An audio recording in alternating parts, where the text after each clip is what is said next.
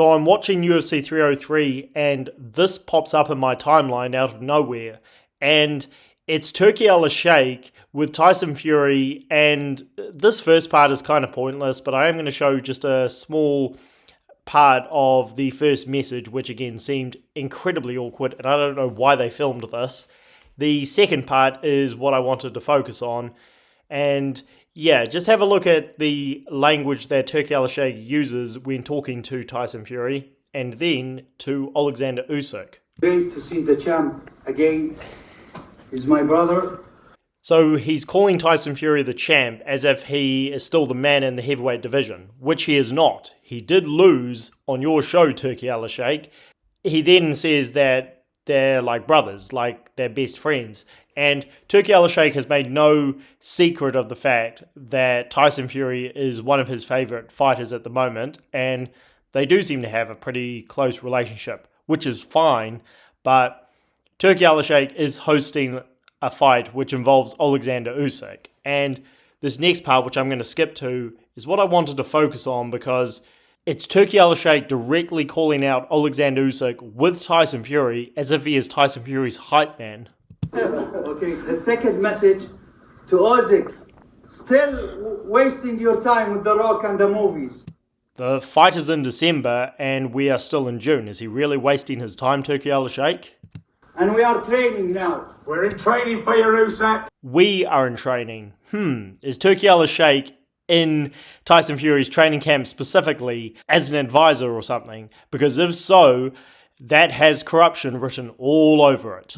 Get well, brother, and I'll see you in December for the big KO, big drama show. Get up! Waste your time, Usyk.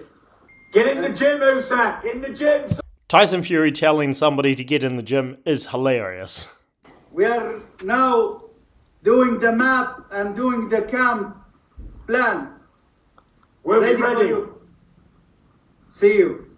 So that is the clip, and I wanted to focus more on Turki Alalshikh because Tyson Fury, he is, doing the trash talk as per normal, which is, again, in character for him.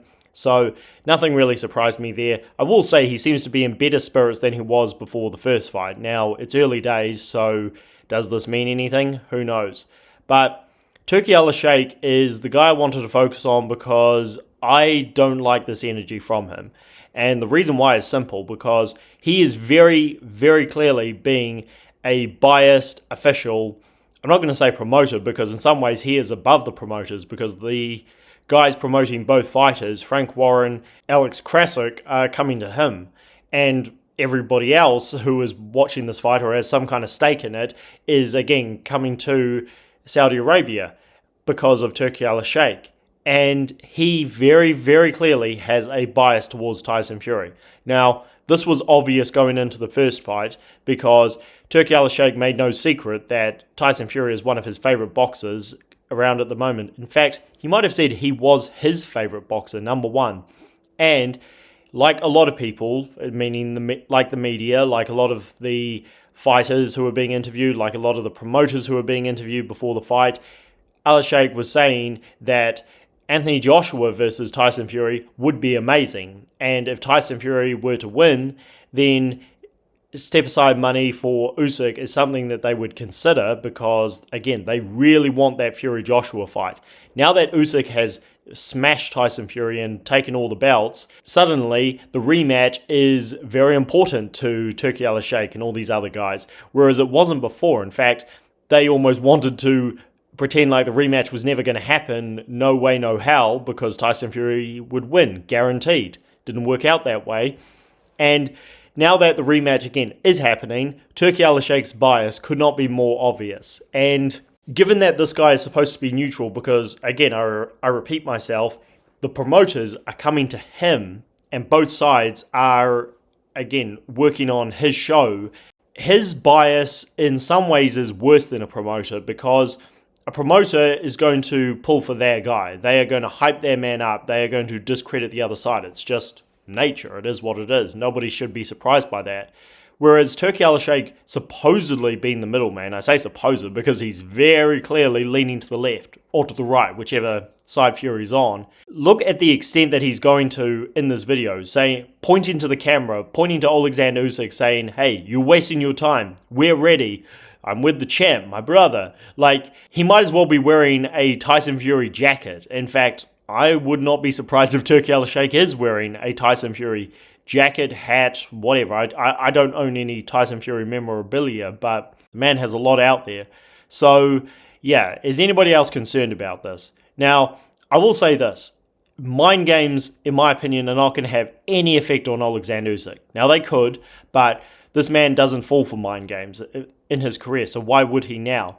If there was ever a time Oleksandr Usyk would potentially be in danger of falling for Tyson Fury's mind games, it would have been before the first fight, because Usyk had been ducked by Tyson Fury for around 2 years. The fight finally got made after so much pushing and shoving, after Usyk almost having to beg for the fight and bend over backwards and just go to the ends of the earth for this guy just to get the undisputed title. Then, after all of that trash talk, after all of that messing around, Tyson Fury pulls out of the fight, is saying all kinds of derogatory things to Oleksandr Usyk over Skype, and again, putting on an act that was damn near embarrassing. And throughout all of this, Oleksandr Usyk missed the birthdays of his children, he missed the birth of his new child, and I was just thinking, there is a very good chance Oleksandr Usyk could be rattled going into this fight, lose his composure, and that could play into Tyson Fury's hands. And it didn't. In fact, the opposite happened. Oleksandr Usyk got into Tyson Fury's head. Usyk proved me a hardcore fan of the sport and a big admirer of him, that his mental game is even stronger than I expected. So I don't think he is going to fall for any mind games here because, again, the circumstances going into the first fight were far more in the favor of Tyson Fury in terms of that potentially happening. So I don't think this is going to affect him. But nonetheless, I don't like this bias from Turki Alalshikh. Tyson Fury, again, I'll talk more about his mental state and what he needs to do strategically in other videos. So those are my thoughts. Let me know yours down below. Does anybody else find this as concerning as I do? Or is this really a non-issue and maybe Turki Alalshikh is just looking to sell pay-per-views? I should have said this earlier in the video. I don't think he is, because this fight doesn't need any WWE promotion. It's going to sell itself. So let me know what you guys think down below, like the video and subscribe to the channel for more. As always, catch you later.